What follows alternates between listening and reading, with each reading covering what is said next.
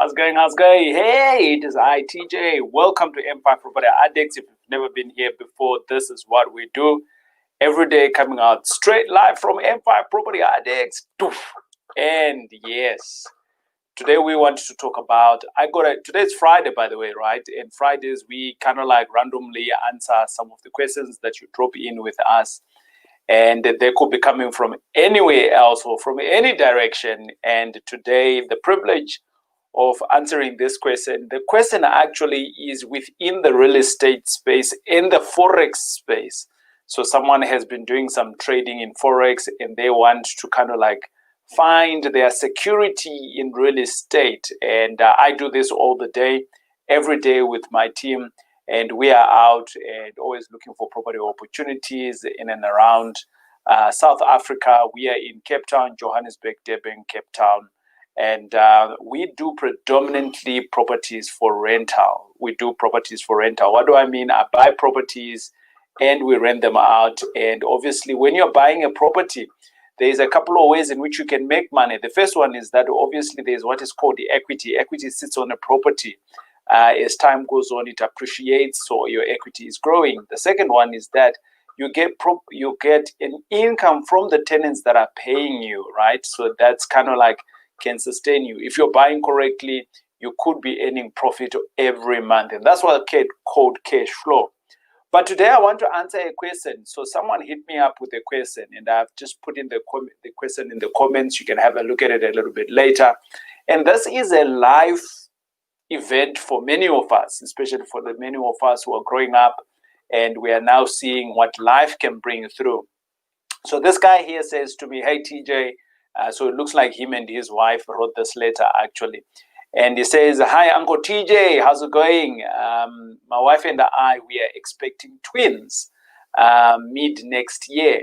And I just wanted to check in with you. I love my job, and my wife loves her jobs too. However, we've got a predicament where we are of the view that when my wife gives birth to our twins, we would like my wife, so they've had a discussion.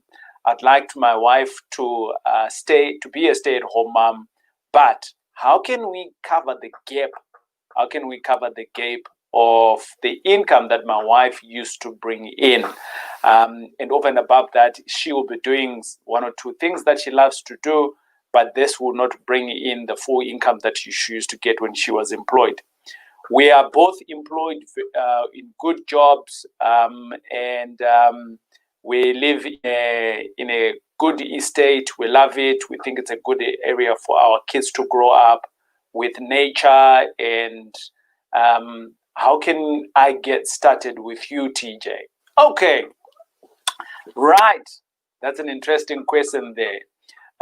Somewhere along the line, he also mentioned there that he's tried forex before, and he's won some money, and he's also lost some money. Okay, so I engaged with him via email, right? Let's just call this guy is called Brett, right? So I engaged Brett, and I said to me, hey Brett, how's it going? Thanks for reaching out to me, right? When you are doing forex, how much money have you won in your trading? How busy are you in your forex? And they said to me, well, at one point he got to trade, and he was able to get around about 800,000. He's taken that 800,000, he put it in his bond. So they stay in a 2.5 million rand house, 2.5 million rand house, and he owes around about 1 million rand on that house. So the trading has helped him. Him and his wife, they've been plugging in money in the bond for the last 5-6 years or something like that. And so that house is almost coming to a finish, 1 million rand out of the 2.5 that they're worth. Right. The wife, she's a young manager in the financial sector, and he is a senior manager in the pharmaceutical. So I engage them, so that I can understand where they are, things like that. But for the purposes of this conversation, I am going to just shoot from the hip, and I'll make an assumption that I'm not going to use the content that I got from them, because that's their life. But in a nutshell here, they've got 2 expensive cars. They would like to keep them. Actually, they would like to upgrade because of the twins that they're expecting, and he would like his wife to kind of like get used to the car before the twins arrive. And they're doing everything that they can to make sure that the kids, when they arrive, they are, having there's a good nanny. Actually, they're hiring a nanny and someone else to be looking after the general house. So that's 2 salaries that they need to do there. They stay in an estate, but this estate is closed off, and they kind of like have their own yard to themselves. So garden services is in their own. So they got a 3rd person that they need to employ, and this person here is a gardener. And he uses this gardener to do errands on the house, kind of like. So he's got 3 people that he needs to pay salaries on. A nanny, this is future. She's going to be looking after the kids alone 100%. And the nanny who's going to come in and do the cleanings and things like that. And then the gardener who does the runaround for him and plays security at the house. That's some good life there. Hey? That's some good life. Don't we all want to be in that? Good life. Good life. Yes. But he doesn't want to lose all of that. So he enjoys trading from time to time. He says he understands it. And so he's been winning, and he's won and he's lost. He's lost close to roundabout, he said, at a point, 400,000 at a point, not like once, but, incrementally in his journey. But if he looks at it nicely, he's been making money around about 800,000. He's been doing this for the last 2 years. So it's not, one of those spikes and he won and it fell. So what was my thinking around this guy, right? He said, look, TJ, it is very clear I want something that is secured, something stable, and something that is more predictable. The way I play in sometimes is highly unpredictable.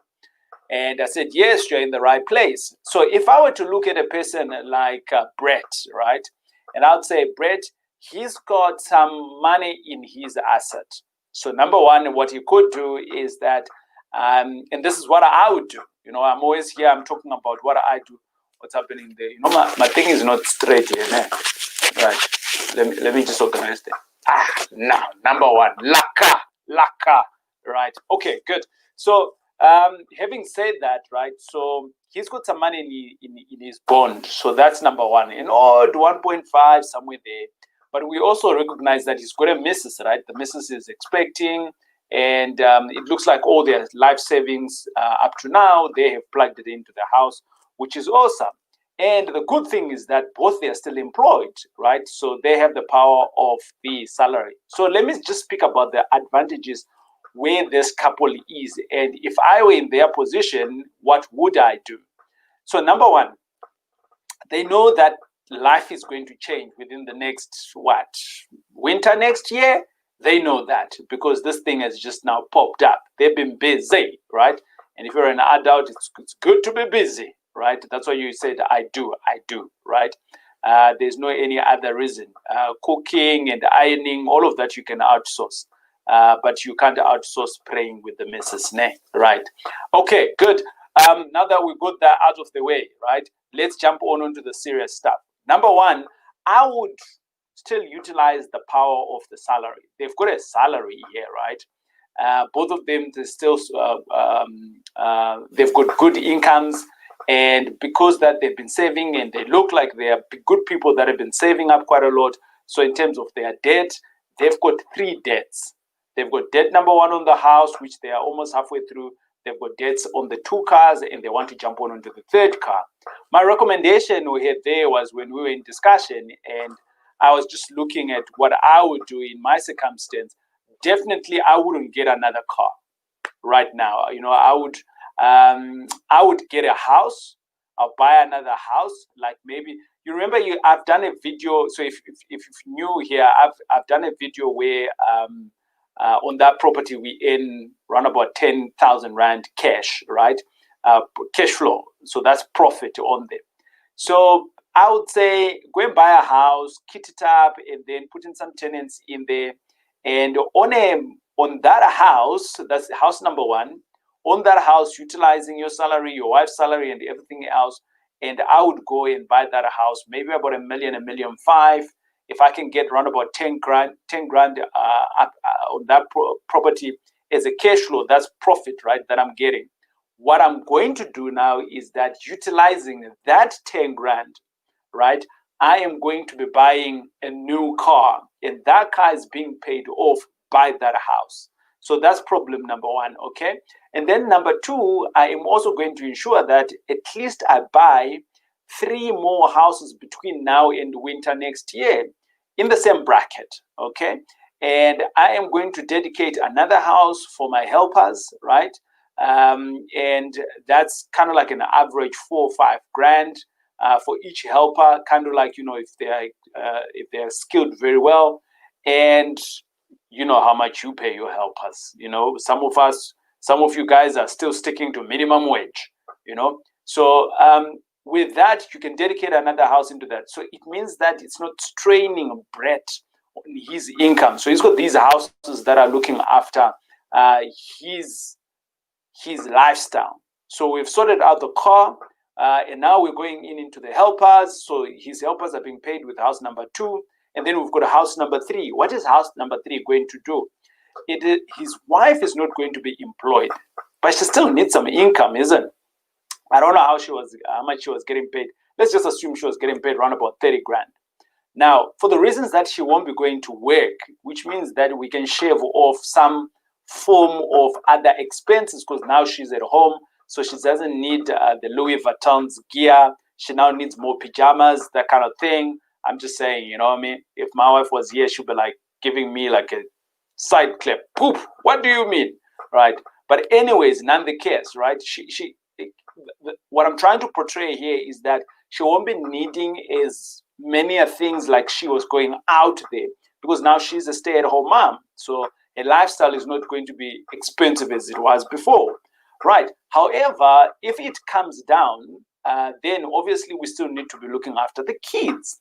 So between now and winter, I would be on a chase of buying nothing less of, let's say, 3 to 5 properties on an average 10 grand, and that will bring me, a 40, 50 grand, okay? And that will literally then be able to replace some of the income and give us an additional, so that we can be able to buy some of the things that they want to buy, which is the car, and potentially, obviously, preparation for the babies to arrive. So I looked at that, and I looked at it myself, and I was like, hold on, I've got 2 kids, and I also got a nanny, and we stay in the only thing that I don't have, I've got garden services that come in that we pay together with our levies. But these guys here, they actually want to have a gardener, right? So that's another curveball. But it just basically means you got another 5 grand, whatever that you're going to pay your gardener for on that. So the price that you're going to put on there is dedicated to maybe another house that you can buy, right? But all of this, you can do it whilst you're still employed. But now I'm just talking about houses here. And I'm talking about houses because I've done houses very, very easy. And people still love to stay in a house. If I take in another route, I can go into buy a block of flats. And the reason why I'm not talking about a block of flats is because Brett and his wife, they've never owned a property other than the property that they're staying in. So for that reason, I'm going to hold back and say, hey, go and buy a block of flats, because that's a little bit problematic in terms of management. So I'm going to say, well, I think let's go into a house. It's easier to manage. We all know how houses works, and you can start your management from there, and thereafter you can grow. You can jump on into a block of flats. Now your profits on your rental income can now be changed to something like maybe about 30, 40,000 on a block of flats. Just depends on the type of block of flats that you're going to be buying. And now we're talking about having proper property managers and things like that, people that are going to support you on the business. But you get the gist on what I'm saying. What I'm basically saying here is that on 1.5 million, there is good money. Or Brett can just hook me up with the 1.5 million, and he become a passive investor with me, and he starts earning 14% of his money. And guess what? I spoke to Brett, and that's the route that Brett is taking. It's guaranteed, it's secured, it's coming in on the 10th of each month. And if Brett can do it for his family, anyone can do it. Yeah?